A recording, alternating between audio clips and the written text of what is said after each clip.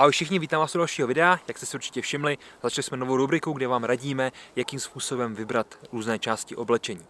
V dnešní části se podíváme na boty, takže pokud nevíte, jestli jsou pro vás praví takovýhle nebo takovýhle, tak se tady správně a jdeme na to.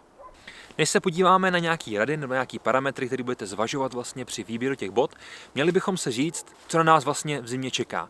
Jak je vidět tady kolem mě, všude je spousta sněhu, možná to nevypadá jako spousta, ale už je takovýhle sníh může činit problém. Zem je samozřejmě zmrzlá, máme tady velice nízké teploty, sníh nám může začít třeba během dne tát, to znamená, že se mění ve vodu, takže potřebujeme, aby ty boty byly zaizolovaný, potřebujeme, aby ty boty byly voděodolný, aby byly prodyšný, aby nás podržely, když například někde sklouzneme nebo něco takového, takže samozřejmě výběr ty obuvy není vůbec jednoduchý. Mnoho lidí, který znám, se na to kouká trošku jinak. Říkají, nepotřebujeme zaizolované boty, úplně v pohodě nám stačí celokožené pohorky, které budou mít obsázku, budou dostatečně vysoký, budou to Bčka nebo BCčka, nebojte, k tomu se dostaneme, co to teďka všechno znamená, budou mít goráč a tak dál. Já říkám, samozřejmě takovéhle boty jsou úplně super, ale musíte mít dostatečný výdej, abyste si tu botu vyhřáli. V okamžiku, kdy takový výdej nemáte, v okamžiku, kdy je venku opravdu zima a vy někde stojíte, ať už hrabete sníh, nebo například někde čekáte na autobus nebo něco takového, vždycky potřebujete, aby ta bota vás nějakým způsobem podpořila. To znamená, zadržela to tělesní teplo a nepustila ho ven. No a aby jsme věděli, kdy nám stačí klasické pohorky a kdy už potřebujeme nějaký pěkný zaizolovaný boty, tak se podíváme na pár parametrů, které by nám mohly trošku otevřít oči. Takže přesunuli jsme se takhle pěkně sem, máme tady vyskládaných hezkých pár kousků a budeme si spolu tady chvilku o něčem povídat. Nicméně, než začneme, rád bych řekl, že všechny věci, které vám tady řeknu, tak jsou opravdu takový názory, které máme naučený za léta praxe. Nemusí to být dogma, hlavně to tak neberte, 10 lidí 10 názorů, nicméně rád bych vám tady řekl pár věcí na zamyšlení, díky čemu se třeba potom dostanete k těm správným botám a budete si schopni si správně vybrat. Na začátku všeho, když si budete vybírat ty vaše boty, je potřeba si říct, na co budete ty boty používat. Vím, že jsme to sami říkali vlastně u bund i u Miky, nicméně opravdu je to alfa i omega všech otázek, protože od toho se potom odvíjí vlastně vlastnosti té boty.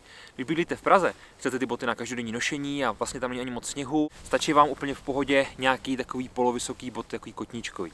Ale v okamžiku, když budete bydlet třeba tady u nás na severu, už potřebujete šáhnout po něčem trošku lepším, což může být například tohle, anebo samozřejmě potom už úplně zateplený boty, jako máme například v tomhle případě nebo v tomhle případě, ale k tomu se určitě dostaneme. Takže na to myslete, k čemu ty boty budete potřebovat. Jako další věc se tady můžeme bavit o nějaký výšce bot. Za mě, když se bavíme o zimních botách, tak se nikdy nebavíme o botách, které jsou takový ty klasický kecky, opravdu ty podkotník. Když potřebujete chodit ve sněhu, na ledu, hrozí, že bude někde třeba něco zmrzlého, vždycky je lepší mít tu oporu toho kotníku a ty pořádné podrážky, na to si pamatujte.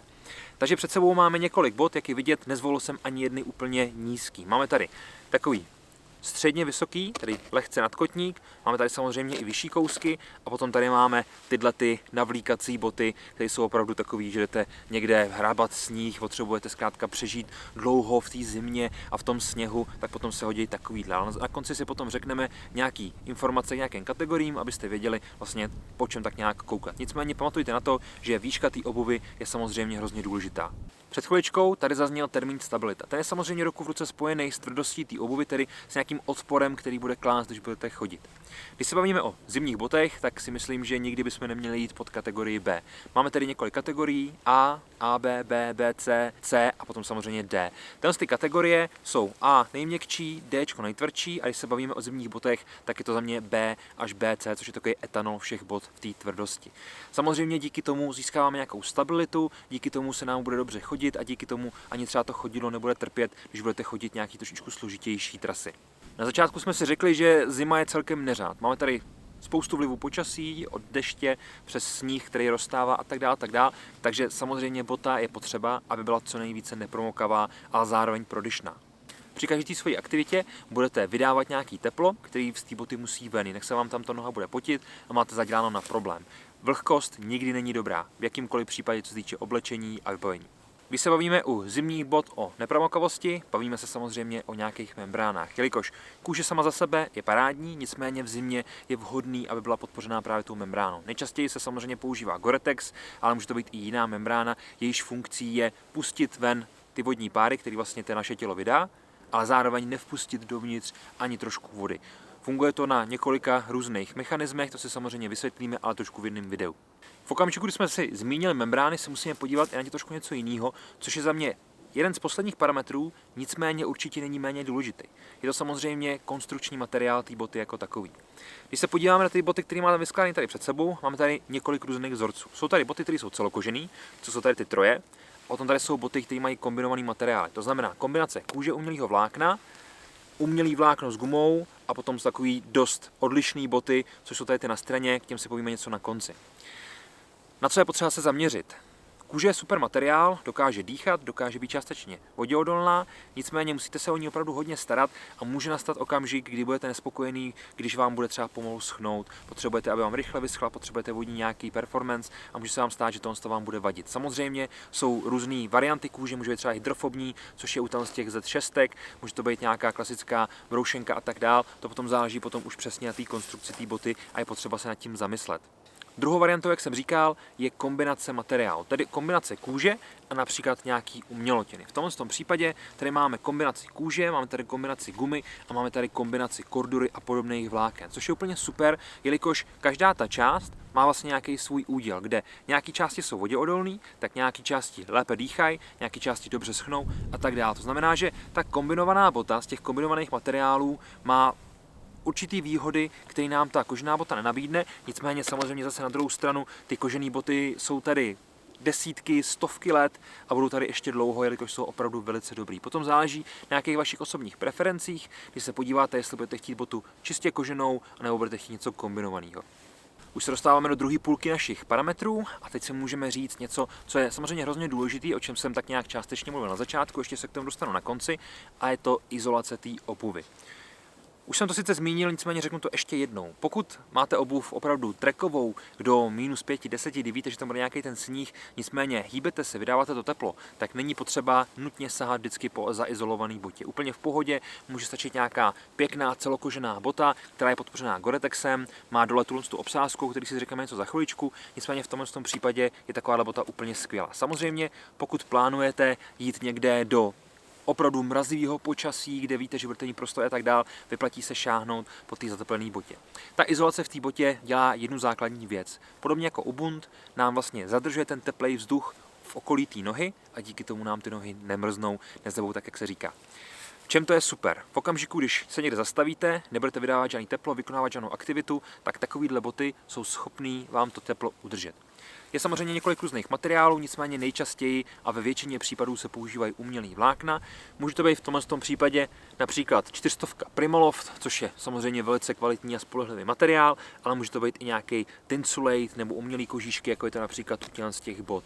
Konkrétně potom už to záleží na vás. Oni ty materiály podávají velice podobný výkon a je to jenom o tom, co jaký výrobce používá, to znamená, když šáhnete po Salomonu, tak tam budou jiný ty izolační materiály, než například jsou u Lovy, než jsou u Aku a tak dál. Jeden z posledních parametrů, který tady zmíníme, je podrážka. Možná se to nemusí zdát, jako že to je až tak důležitý, ale pamatujte, že podrážka je to, co vás bude izolovat od toho chladu, který jde ze země. To znamená, dá se říct, že čím vyšší podrážka, samozřejmě do jisté míry, 10 cm podpatky vám budou k ničemu, ale čím vyšší podrážka, tím lepší izolace od té země. Samozřejmě nemusíme se bavit jenom o té izolaci jako takový, ale i o tom vzorku, protože vzorek je hrozně důležitý. Ten sníh má tendenci ulpět v té podrážce, potom ji zalepí celou, smeká se to, je to nepříjemný. To znamená, že ta podrážka musí být konstruována tak, aby přirozeně vytlačovala ten sníh vlastně z toho vzorku. Je to například jako u zimních gum u auta. Zkrátka, když budete mít zimní gumy, které budou tvrdý, tak vydrží dlouho, nicméně nebudou tak dobrý na tom mokrým a tak na tom kluským povrchu. V okamžiku budete mít měkký gumy, tak budou skvělý na mokrým, na kluským, nicméně hrozně rychle je vojedete. Proto je super, když mají ty boty kombinaci materiálů, to znamená část je tvrdá, část je měkká, hodně se to používá, třeba to nemusíte ani cítit na omak, nicméně to přesně takhle funguje.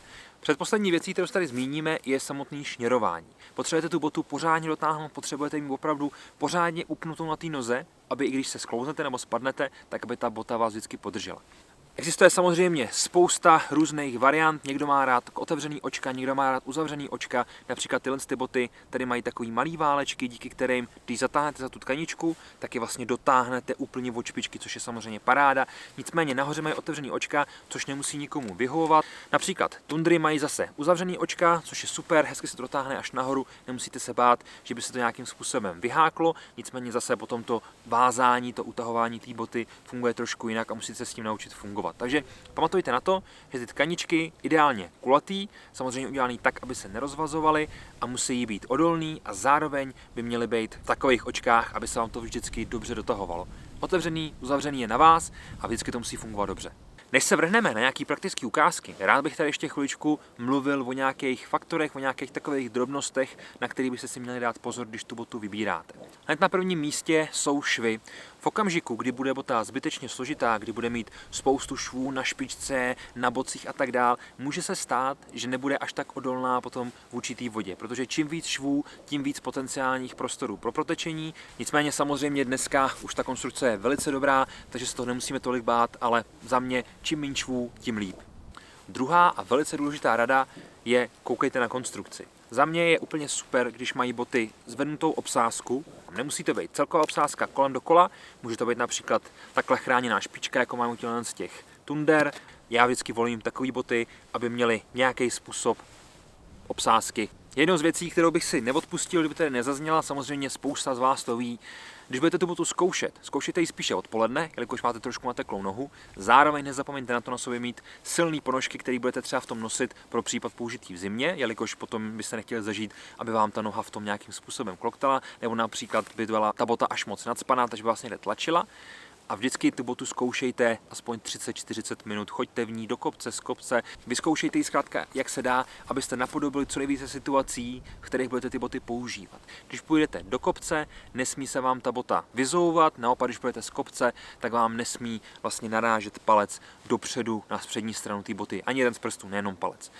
Koukejte se taky na tu konstrukci, každý z nás má trošku jiný nohy, někdo má širší, někdo má hubenější a je důležitý, aby vám ty boty vždycky parádně seděly. Proto říkám, noste je třeba 30-40 minut, než se rozhodnete si je nechat. A na závěr, když už si koupíte nějaký boty, které můžou stát klidně 5-6 tisíc, pamatujte, že je potřeba se o ně starat. Impregnovat, čistit, vždycky nechat pořádně vyschnout. Jenom za takových podmínek vám ty boty budou sloužit opravdu dlouho. A věřte mi, že u nějakých bot není vůbec problém, aby chodili 4, 5, 6 let. Ale vždycky se o ně musíte dobře starat. No, dneska je tady docela zima, doufal jsem, že bude trošku hezčejc, ale bohužel té předpovědi se nedá u nás na severu úplně dobře věřit. To samozřejmě ničemu nevadí a pojďme se podívat na první boty, což budou boty na takový klasický nošení po městě. Jedny takový ruce tady teďka mám, na co si dávat pozor. Samozřejmě, jak jsem říkal, je to podrážka, je to nějaká tvrdost té boty a je to samozřejmě i vejška. Pokud bydlíte například někde, kde je hodně sněhu, kde můžete počítat s tím, že tam bude mrznout, je lepší mít tu botu vyšší, aby vám podpořila ten kotník, aby vám podpořila tu stabilitu, abyste se nemuseli bát, že při nějakém zaváhání se můžete sklouznout. Úplně super boty například jsou takovýhle, jsou celokožený, jsou podpořený Gore-Texovou membránou, mají hezký změkčení tady nahoře, což je super, jelikož vám to není nepříjemné na té noze a zároveň mají třeba uzavřený očka pro provlíkání tkaníček. Takže opravdu velice dobrý boty. Pokud budete v nich chtít chodit na nějaký lehčí trek, není to problém, se správnou ponožkou vám nich nebude vůbec zima. Samozřejmě ty boty nemusí být jenom takhle vysoký, může tam být jiná alternativa, například takováhle, což jsou už trošku nižší boty, zase podpořený Gore-Texem, ale důležitý je, aby měli tu gumovou ochranu, aby vám jen tak neprotekly. Zároveň to potom slouží skvěle i proti soli, jelikož se do toho žádná nedostane, nebude nám poškozovat ten vnitřní materiál a nezapomeňte taky, že ty boty musí být nějakým způsobem prodyšný.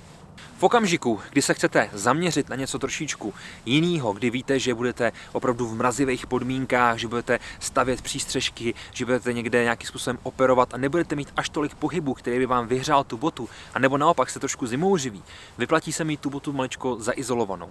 Víc nebo míň, to už nechám na vás, jelikož samozřejmě tam, kde je jednomu teplo, může být jinému zima.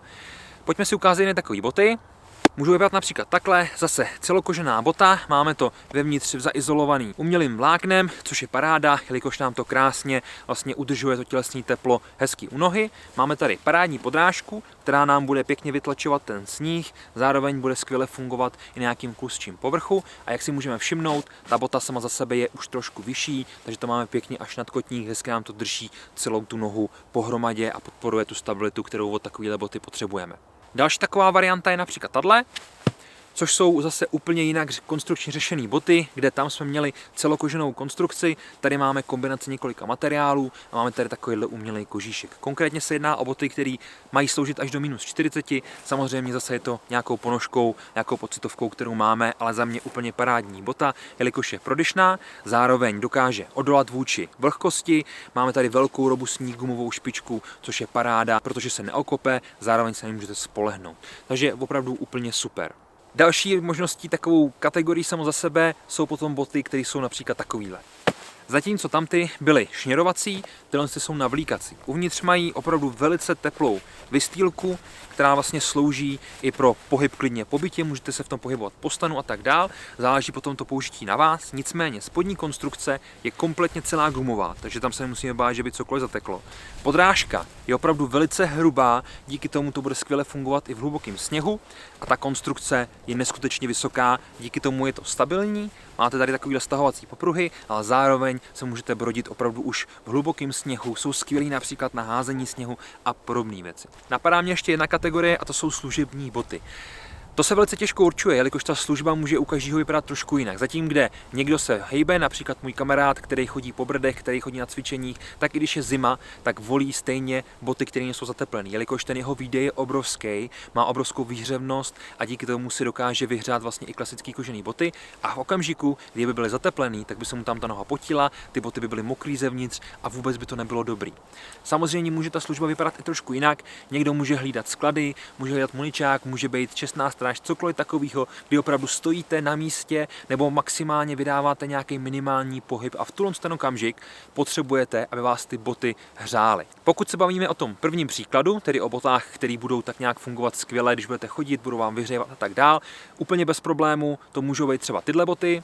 Jak jsem říkal, celokožený pohorky, minimum švů, máme tady skvělou koženou obsázku, Gore-Tex, parádní šněrování, samozřejmě potom, když bude potřeba, i v černé barvě. Tato verze je úplně parádní, když budete chodit někde po horách, kde nebudete se brodit po kolena ve sněhu, samozřejmě potom můžete mít různé návleky a tak dál, o tom bude jiný video, jenom jsem vám chtěl říct, že takovýhle boty můžou být úplně skvěle zimní boty, stačí to potom podpořit jenom správnou ponožkou. Ten druhý případ, kdy scháníte boty, které jsou zateplené, potřebujete, aby byly pěkný služební, bavíme se například o těch zateplených lovách, což jsou bombastické boty, jelikož to zateplení je opravdu neskutečný, máme celokoženou konstrukci, opět jak je vidět, máme tady úplný minimum švů. Ten předek je úplně čistý a vlastně jediný dva švy jsou tady na straně, kde nám to chrání tu patu, aby to bylo pěkně vystužený. Máme hezky vysokou podrážku a samozřejmě, jak jsem říkal už předtím, úplně parádní vzorek. Takže takovýhle boty můžou být například pro vás, který potřebujete mít nohu v teple a zároveň hledáte něco trošku služebnějšího. Tak přátelé, já bych vám chtěl poděkovat za pozornost, tohle to bylo k botám všechno. Samozřejmě chystáme i nějaký mnohem konkrétnější videa, například opravdu jak vybrat zimní turistickou obuv, což je video samo za sebe, který bude mít samo za sebe 10 minut. Nechtěl jsem to tady zbytečně prodlužovat, takže určitě si na to počkejte, což mě přivádí k myšlence.